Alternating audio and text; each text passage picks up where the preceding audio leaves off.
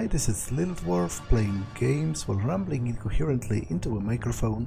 Why? Well, just because they can, and they continue with Strangeland with the developer's commentary.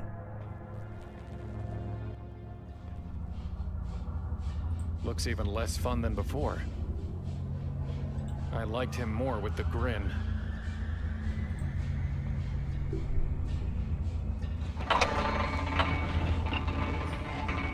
There's some kind of building where the crab was, and a bunch of mirrors.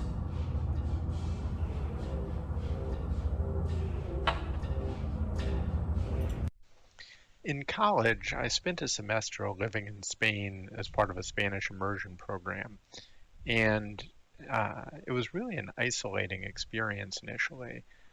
The family I was living with was great, but they all worked. They didn't have a computer. This was in the late 1990s, and there were no smartphones. So while in college, I'd been surrounded by my friends and spent a lot of time on a computer, emailing with friends and family, playing video games. In Spain, suddenly I found myself with a lot of free time and not a lot of friends to spend it with. And partly this succeeded in immersing me in Spanish culture. It was the first time that I actually did the reading in a Spanish class, read a Spanish novel cover to cover and so on.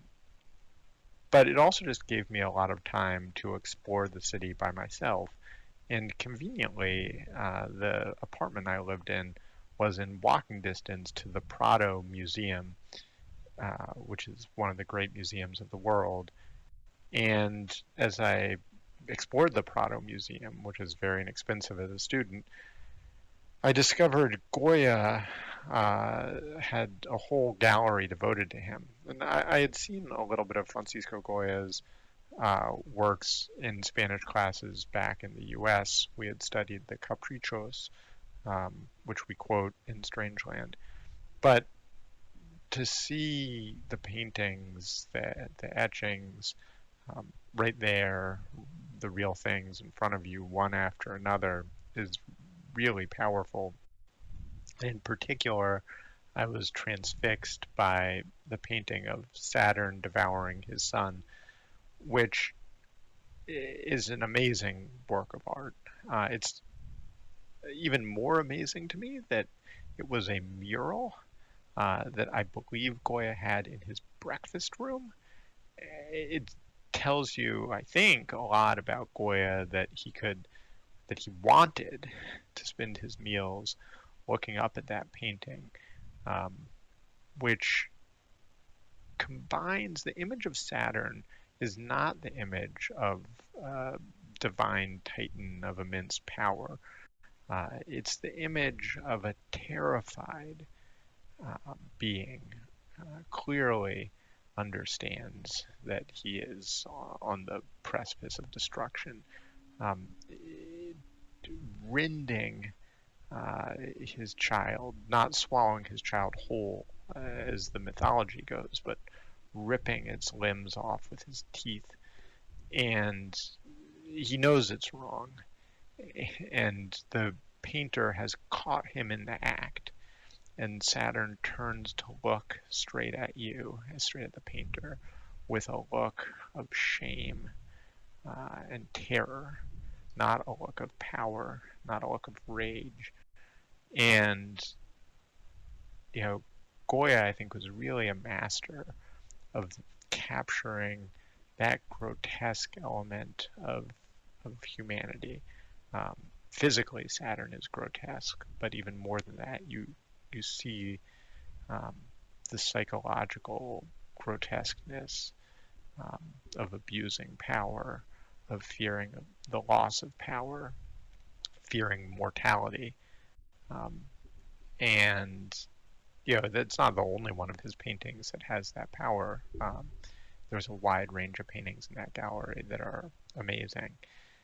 And it made such an impression on me that when I got back to the US, I started making a text adventure using a program called Inform. The premise of it was that you were a student who had gone into a gallery of some painters' paintings. He's sort of a Romana Clef, Goya, not identified as Goya.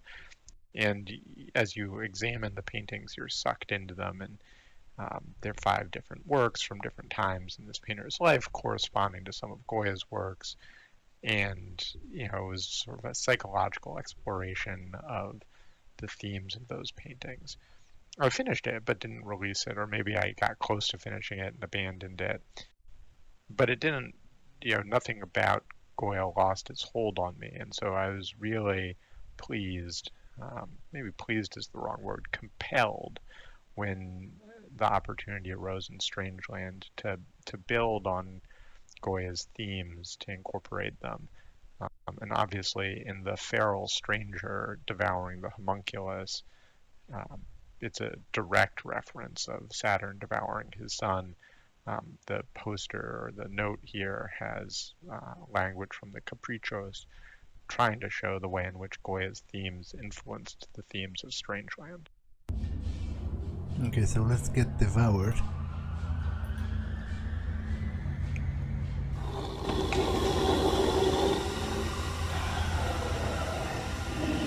Looks like he wants to eat me. Listen, I'm trying to get back to a woman. She has golden hair. I think she meant a lot to me. Maybe everything.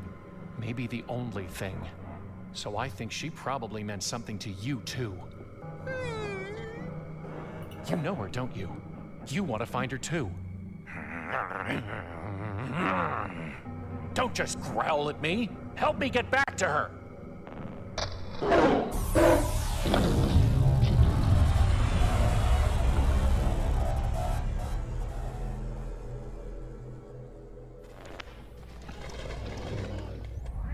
Well, that failed. They were helpful last time. Okay, so apart from the soundscape being built from mostly, vintage era samplers and vintage era keyboards and real sounds, circuit bending, a lot of glitchy, crunchy, what I hope is a bit of surreal feeling synth sounds. There's also the more visceral sounds in the game. Things like, bottles being dropped, just the sound of objects hitting one another, gate creaks, those kinds of things. I used a Tascam DR05 portable stereo PCM recorder to capture a lot of these sounds. I think things like rain on tin, and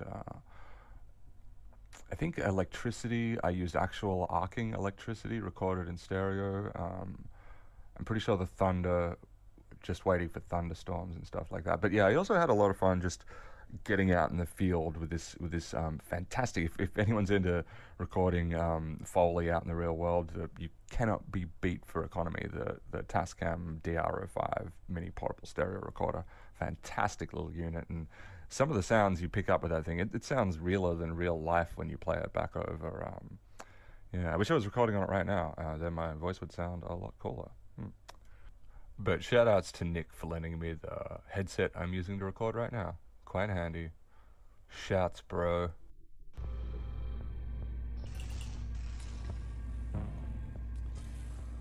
Well, I'm glad we're seeing eye to eye.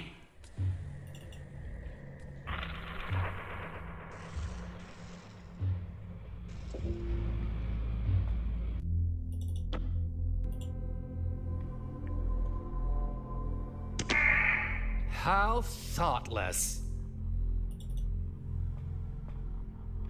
That tent looks more like some kind of swollen growth.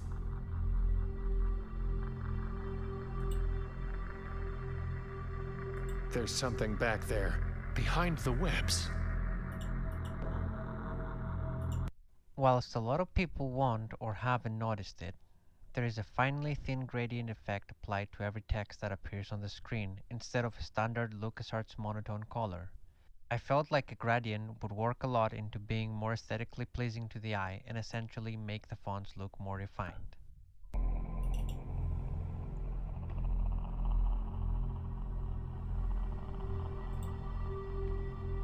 Human skulls and another kind of shooting gallery, except without any gun. Now, just to go back to Darkseid 1 and 2 for a moment. I don't know what it is I love about those games. They're pretty, especially Darkseid 1 is a pretty bad game. If you look at it with modern gaming eyes, I think.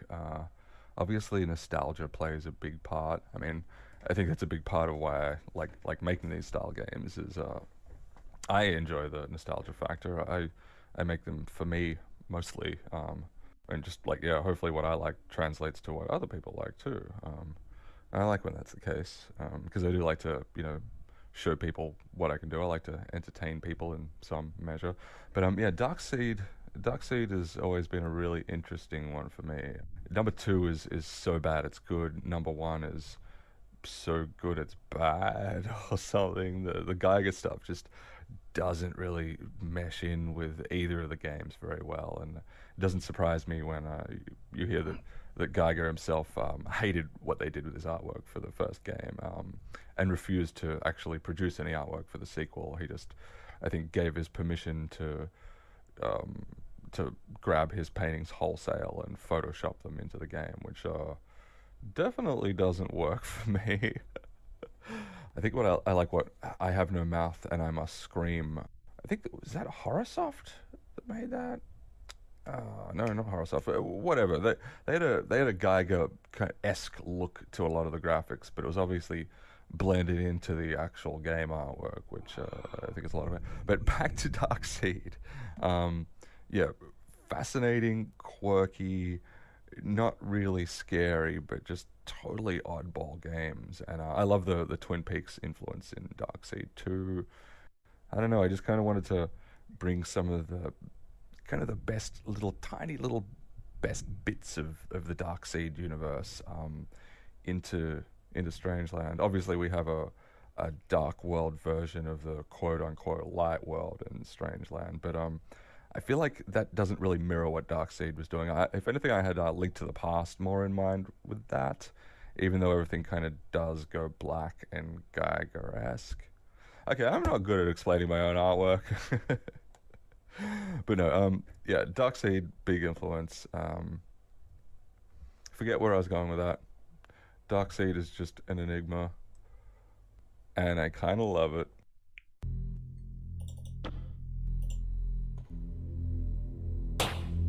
Who would have that sweet balm of Gilead? The narrator of Edgar Allan Poe's... okay, I read that first paragraph already, it is repeated. The Raven and Strangeland share a number of thematic elements. Both are about a man haunted by the loss of his beloved. In The Raven, she is the rare and radiant maiden whom the angels named Lenore. Oh, damn it. Can I make them repeat that? There's no gun, and I can't reach them from here. Because I accidentally clicked something and it... Okay, I can't. That's annoying. So I guess if you want to read what it said, you'll have to stop the video at the given second, which, funnily enough, I can't actually do at this very moment. Some visitor, gently rapping, tapping, nothing more. Paraphrase of the part of the first stanza of Poe's The Raven.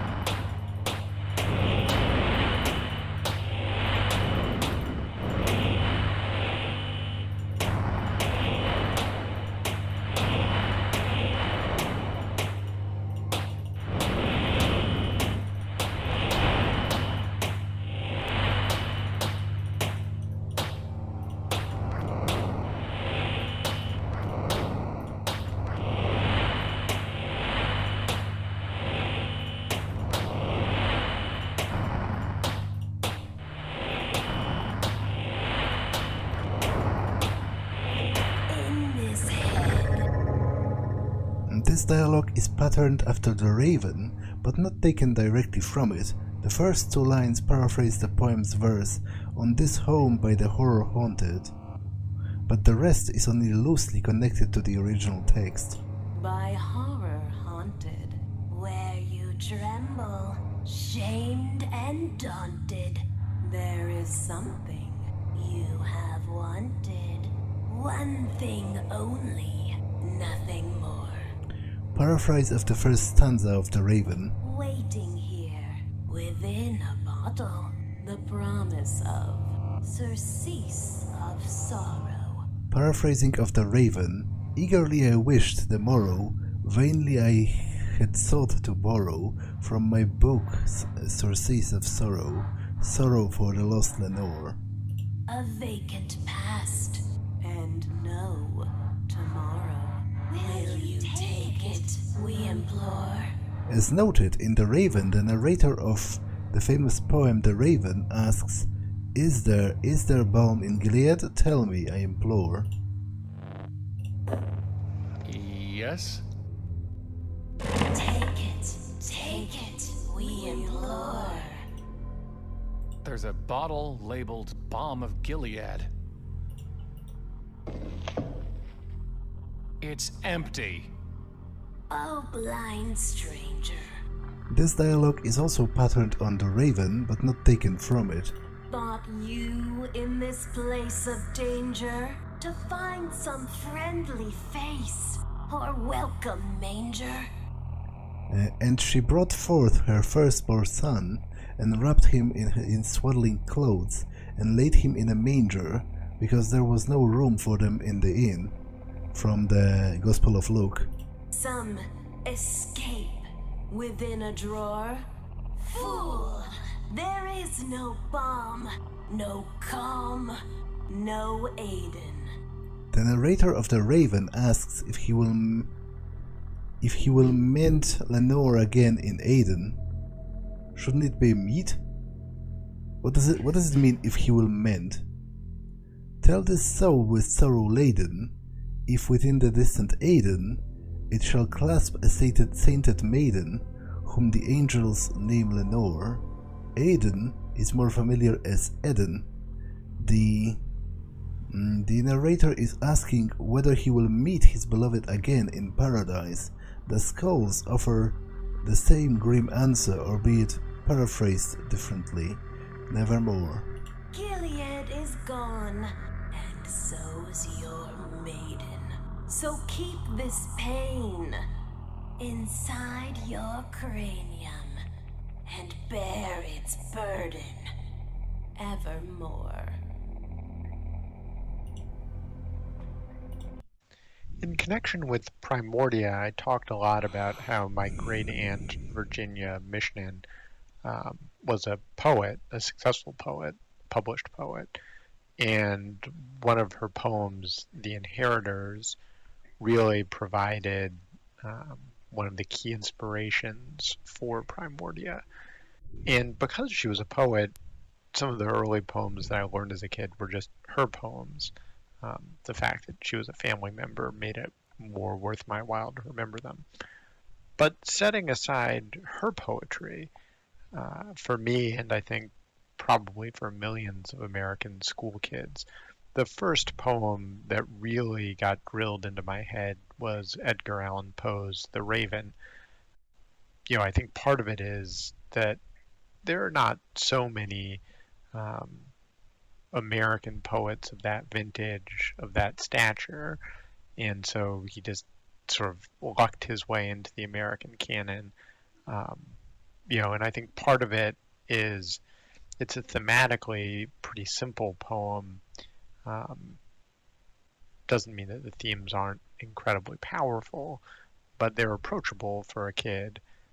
And I think part of it is just it has such a propulsive meter and such effective rhymes. I mean, the audacity of rhyming the word lattice with what they're at is remarkable. And of course, you know, the other rhymes, which are somewhat less audacious, are all excellent. So it sort of fits what a child thinks of as a poem. It scans almost like Dr. Seuss, who I think is a really phenomenal poet as well. But all of this is to say, the Raven, because I learned it so young, and because my memory was so much better at that age, it's one of those few poems that I can just recite, maybe not every single stanza, but a lot of it just off the top of my head. And, it was a poem that I think maybe its popular significance has faded a bit, but it's not accidental or coincidental that the poem shows up in one of the Simpson Treehouse of Horror episodes. It was really as middlebrow or lowbrow, sufficiently recognizable that the Simpsons could frame an entire sequence around it and know that the children and of course the adults watching it would catch the references. So because it's a poem I read early, it's a poem I remember, and it's just a fantastic poem. It's one that naturally gave some of the scaffolding to Strangeland. It helps, of course, that Victor loves ravens, and so it was inevitable that we would have ravens or crows in the game. It helps that Poe is a horror writer. It's a horror poem in a sense, and it's a horror game. And the widower remembering his lost love obviously aligns very well. That was coincidental, and once those pieces sort of came together, it became obvious that the Raven would provide some scaffolding for the game. And the more we worked on the game, the more I just went back and read the poem again and again, recited the poem again and again. Christopher Lee had recorded the poem, I believe, every year for many years. He would record it on Halloween. So I listened to many of his recordings, which are on YouTube. And, I said it has simple themes, and it does. But the simple themes are sometimes the best themes. And I think I learned a lot the more time I spent with the poem. Obviously, we have a lot of direct references to it in the game. Nepenthe, Balm of Gilead, and the skulls that do sort of a faux Raven poem to you when you win the shooting gallery here. But I think more generally, the sort of pervasive sense of a person struggling with grief through reference to mythology, through reference to scripture, and being unable to find a path away from the grief in those academic pursuits. Because I think it's fair to say that the scriptural references in the Raven, you don't get the sense that the speaker is really moved by faith so much as he's taking an academic view of the religious text. Anyway, I've sort of rambled on, but I tried some of that too with the stranger here, and with the scribe, who is a reflection of the stranger, and this sense of you're not going to find the truth that will set you free from this grief just by making references to mythology, by making allusions to the Bible. It's a truth that's going to have to be found deeper in your soul. And I think I owe a lot to the Raven in developing those themes in the game.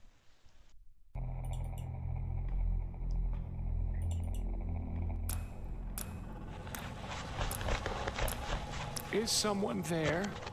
Or is it just the wind? Ecclesiastes, I have seen all the work that are done under the sun, and behold, all is vanity and chasing after wind. Just as the scribe in the carnival quotes literally from the Norse Havamal, the stranger scribe in Deadland quotes from the Judeo-Christian Ecclesiastes.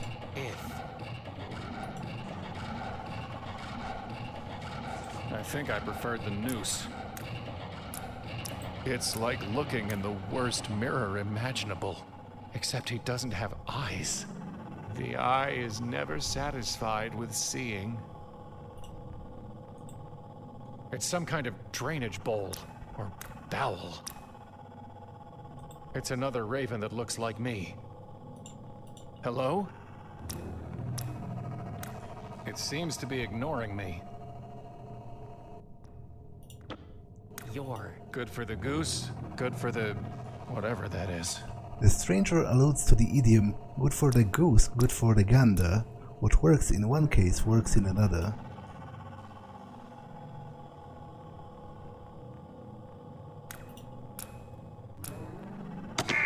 My tooth! Tooth?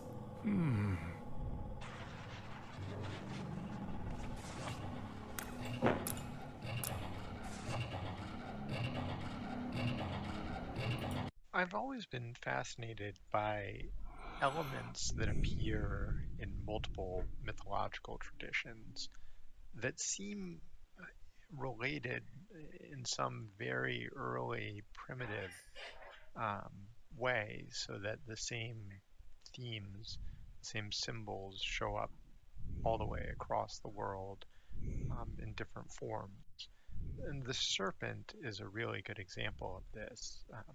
You have Quetzalcoatl in the Aztec tradition as a bringer of knowledge, and then you have the serpent in the Judeo-Christian tradition, also bringing knowledge in a sense to human beings, but in a diabolical way. And then serpents show up elsewhere, whether it's serpentine dragons, the Hydra, the serpents that Hercules has to strangle as a baby. But one particular appearance of a serpent that I've always found very powerful is the serpent used to torture the god Loki in the Lokasena, the story of how the gods finally are so disgusted by Loki that they bind him with the entrails of his children to a rock and hang above him a snake dripping poison. And Loki's wife catches the poison in a bowl, but she eventually has to empty the bowl, and while she empties it, the poison falls onto Loki, and the pain is such that he writhes and the earth quakes. Obviously, this is an exquisite and excruciating psychological and physical torture, maybe equaled only by the punishment of Prometheus in Greek and Roman mythology. But I liked the thought of this serpent almost being the same as the serpent in the Judeo-Christian tradition, because you can imagine that part of the agony that Loki is suffering while bound is the agony of understanding, that he at last understands the consequences of his actions and the pain that his actions have caused others, something that he seems blissfully unaware of, gleefully unaware of, until that point in the Norse mythological cycle. He doesn't get wisdom from it. It makes him only more bitter. But anyway, with those two serpents in mind, we wanted to weave them together in this scene, where the stranger scribe is under what he thinks is the tree of wisdom because he sees a snake in it, and yet finds himself in the same position as Loki in the Lokasena because he can't get away. He's blind now, and despite both mythological sources, he's gained no wisdom from what he's done. And then, as with other symbols in the game, the drip, drip, drip of poison references the drip of chemotherapy cytotoxins into the body, and the superego, when he calls the stranger after this scene, references the selfishness that the stranger is picturing himself as suffering the torment that in fact the woman suffered and not him.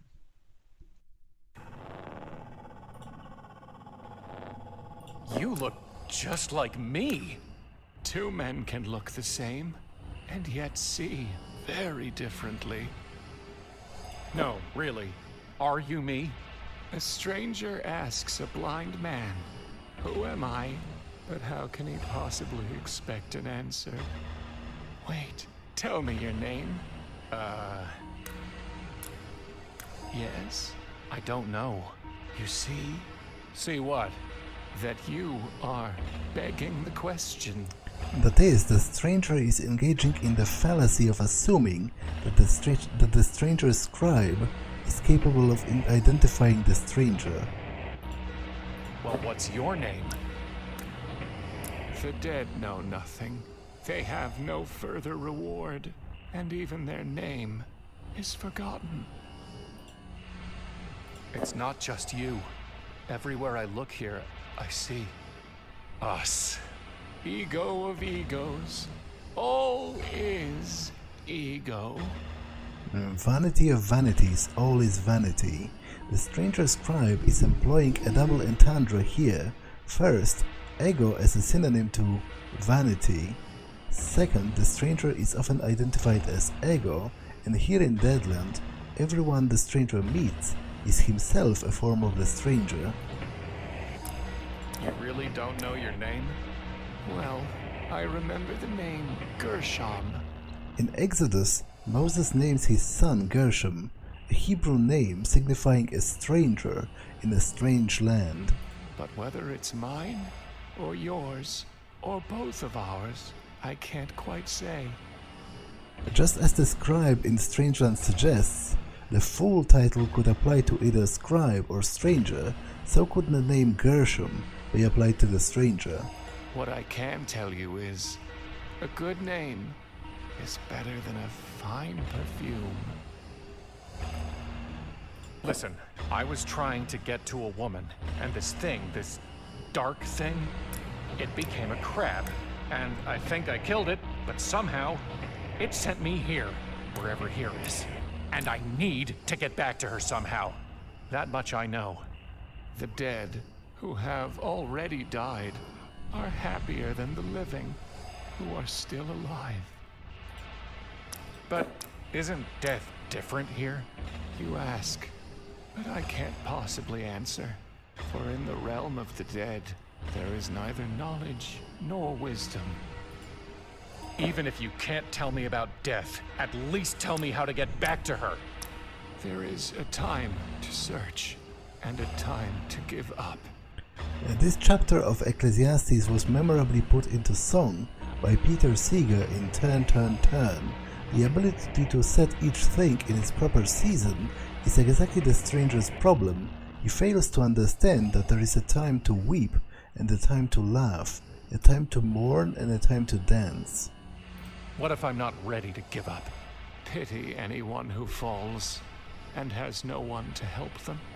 The stranger scribe is noting that the stranger no longer has his helpmeet, the woman. I don't want your pity. I want a way back to her. The sun rises and the sun sets and hurries back to where it rises. Ernest Hemingway invokes this wisdom in his 1926 novel, The Sun Also Rises. Even a fool knows that if he wants to go back the way he came, he just needs to retrace his steps. What happened to your eyes? Did you feed them to that snake thing? No, I looked the wrong way for wisdom, and the bitter poison I saw left me blind. Literally, he looked up and the worm snake's poison blinded him. But in time, I learned that while the wise have eyes in their heads, and the fool walks in darkness, the same fate overtakes them both. So what is the fate of blind fools and wise men? Chasing after the wind. Do you have any meat? Or bread? No. The fool folds his hands together and eats his own flesh. The clue here is that the feral stranger will eat the homunculus stranger. The biblical passage means that fools, failing to work, leave themselves to starve. Here, the scribe stranger is in essence urging the stranger to do as he says, not as he does. The scribe stranger sits idly, but is urging the stranger to take action. Are you sure you don't have any meat? I have none. As I said, the fool eats his own flesh. There used to be a tree here, and an old man. What happened?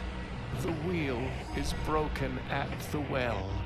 The wheel image is used throughout Strangeland, such as in the Murmurs Prophesizing, to denote an unbroken circle of yearning and suffering.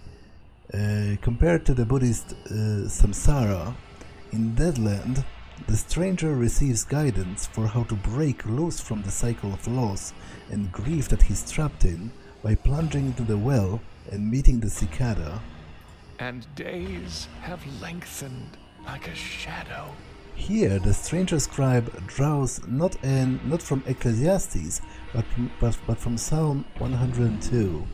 It is a lament from one suffering in loss and despair, in a state akin to the stranger. My heart is blighted and withered. No, really, where are we? And what happened to the carnival? Do not say, why were the old days better than these? For it is not wise to ask such questions. The answer is used to deflect the question of why the park has changed, but it is also a direct advice to the stranger's malady. What are those quotes you keep spouting? The assembled wisdom of worthless toil. A pun on the word Ecclesiastes from the Greek ecclesia, assemble. Gathering wisdom is in itself described as a worthless toil in the book. In a sense, the book's wisdom is that of Socrates. I know that I know nothing. Why can't you just speak for yourself? Because fools multiply words, while a man worn by wisdom knows there is nothing new under the sun. The suggestion is that Ecclesiastes furnishes the stranger scribe with an answer for every question, so he needs not to use his own words. Why are you just sitting here, letting that snake thing drip venom on you? When I could see, I saw a tree with a snake, and thought it the tree of knowledge. So I sat, and hoped to learn. Now I'm blind, and have nowhere else to go. Have you learned anything sitting here? Yes. I learned that in much wisdom is much grief, and he that increaseth knowledge increaseth sorrow. The implication is that the only thing that he has learned is that he should not have sought wisdom in the first place. Like the scribe in the carnival, the stranger scribe is advocating turning a blind eye towards one's woe. Is there anything I can do to help with the snake? Once, I think, there was a woman who caught the snake's venom in a bowl as it fell, and spared me some suffering.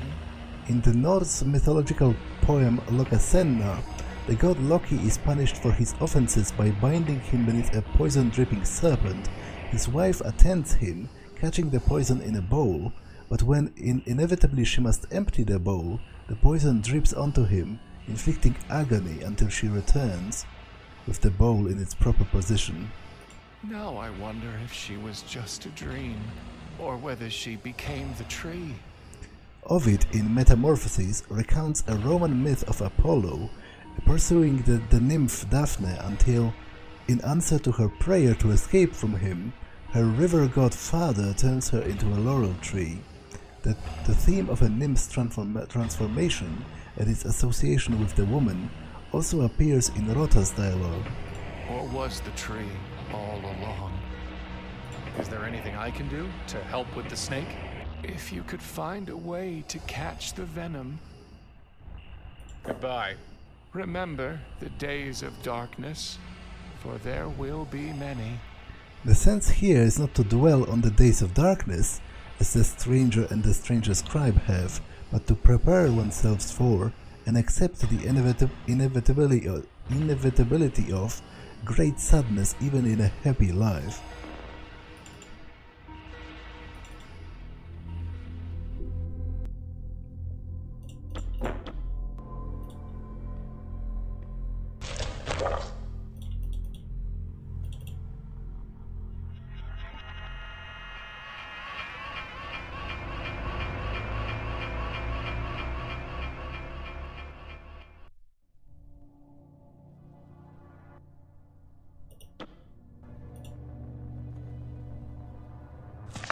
Can you work with that?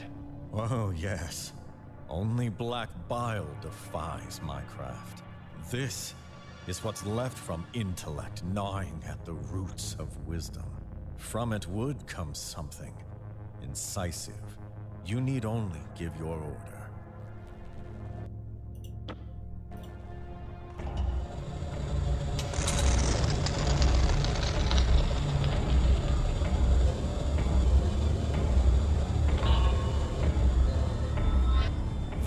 His tooth, fit for one who would bite deeply.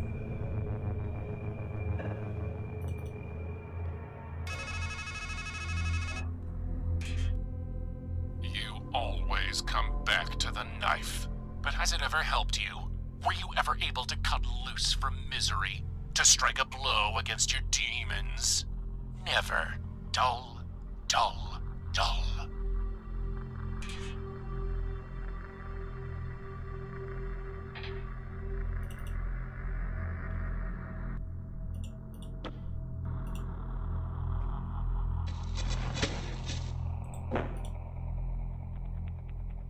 There's so many of them. It looks a little like me. Or maybe I should say it looks like a little me. A lot like a little me. There's so...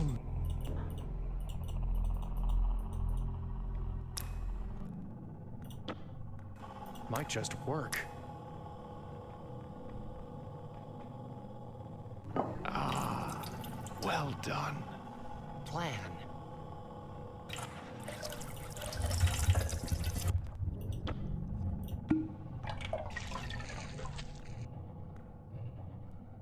Here we go again.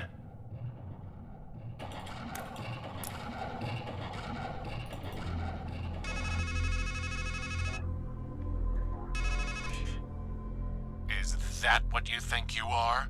A poor martyr caught in the coils of circumstance. It should be her beneath the snake, succumbing to the drip, drip, drip. The suggestion here is to the chemical poison of a chemotherapy drip.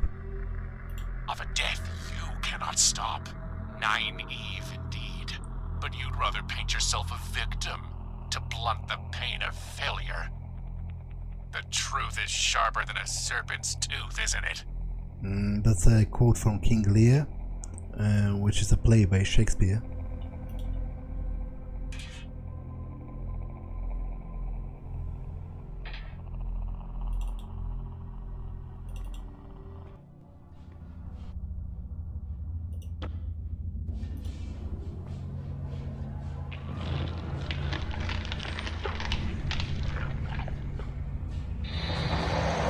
Definitely didn't look happy. There's a note stuck inside. The world is a masquerade. Faces, costumes, voices, all pretend. We all wish to appear as we are not. We deceive ourselves, and in the end, we do not even recognize ourselves. From Los Caprichos, Goya's work was significant inspiration for Strangeland. The image of the feral stranger eating the homunculus stranger is taken directly from Goya's Saturn devouring his son. The theme of costumes and masks is picked up in several places, most obviously with the Musketeers, and more generally throughout the way in which the stranger has created masked versions of himself throughout the carnival.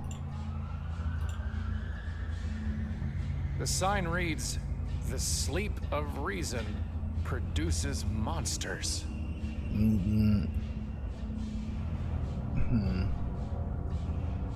Is this a correct caption for this? It just repeats the previous paragraph. Hey you! Or is it hey me? Neither. We're all fakes. So the Akai, what is it? SR20? Yeah. Akai SR20 was my workhorse sampler. Vintage, like early 90s, late 80s, early 90s era sampler. Set out kind of like an MPC, but it's like a real basic sampler. But circuit bent the hell out of it, and pitch bent it too. So a lot of the sound effects I recorded with a dual stereo mic in real life would then be put in the sampler, the SR20, and then chopped and crunched and pitch bent. The other main sampler was, as I mentioned before, the Roland MKS 80, I think it is, MKS something. Big old analog, or not analog, obviously, big old digital beast, heavy as and can only sample about 4 seconds max sampling time, but that's where a lot of the sound effects for the visions were created. A lot of the kind of like bit step crunching, I'd call it, or something. You just spin that Q dial while you're playing the samples. It's get some really unique sounds out of that thing. One of the testers asked why it is that in the third act of the game, in Deadland, there isn't a third instance in which you have to get the Valkyrie ride to operate and take you to the top. He was reacting to two different things here. One is the fairy tale rule of 3, that it's usually on the third try that something works and the hero has to undertake the same task 3 times, 3 different ways. And the second is just a basic parallelism.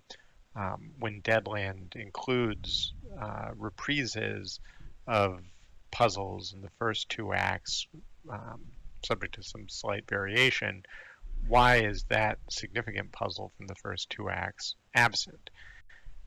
The answer is that the stranger has to walk up the tracks.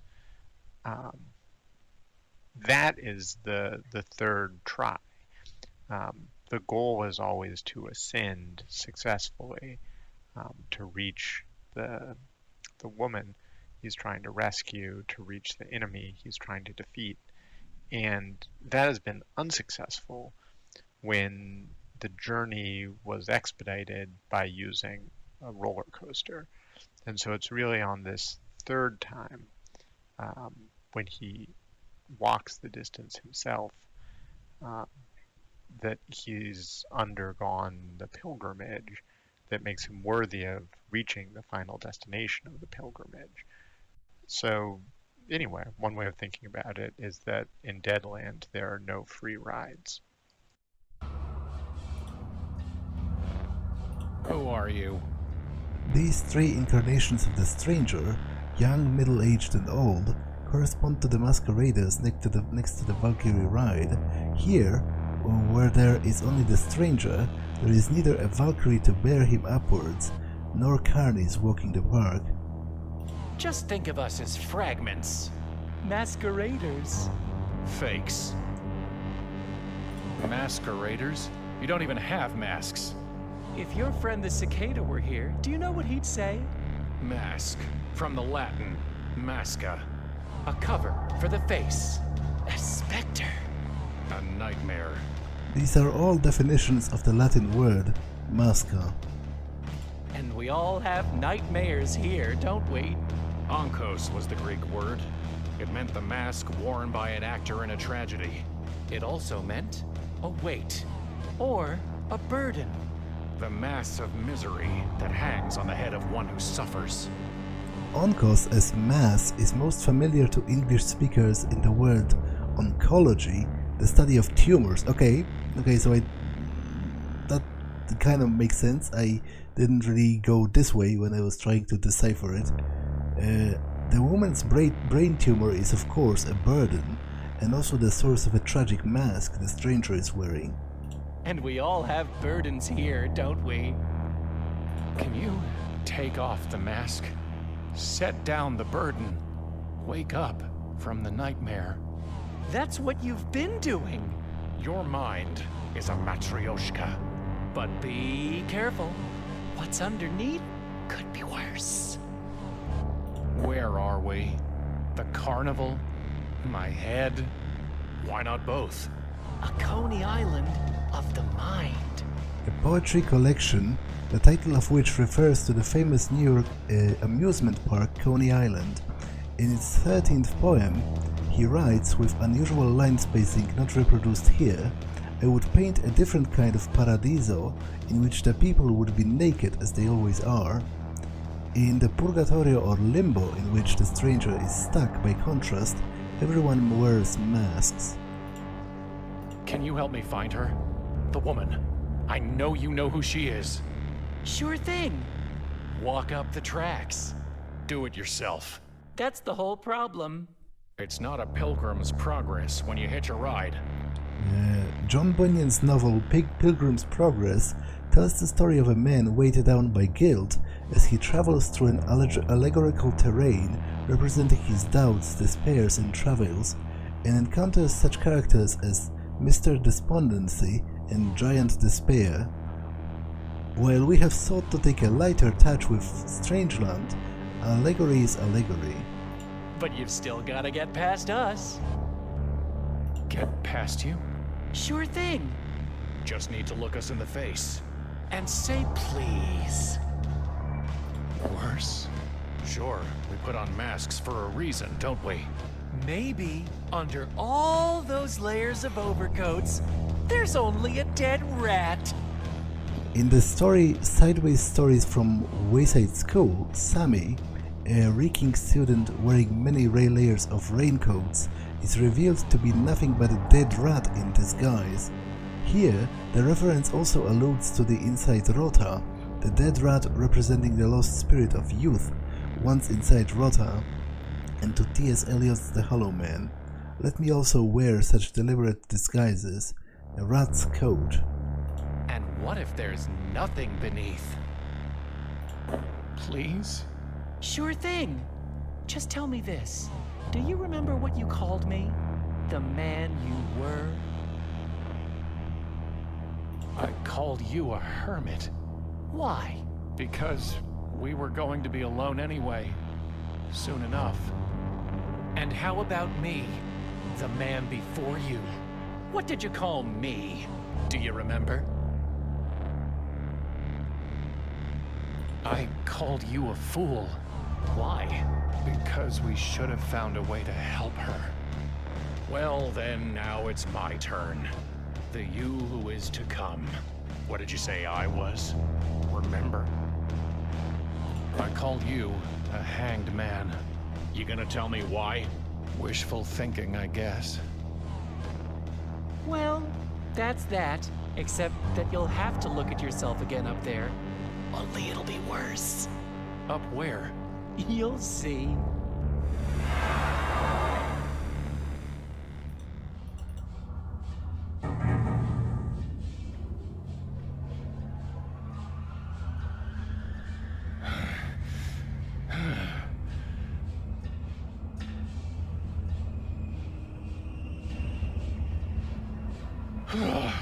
Hopefully that hike won't repeat itself. I think I'd rather hit the tree again.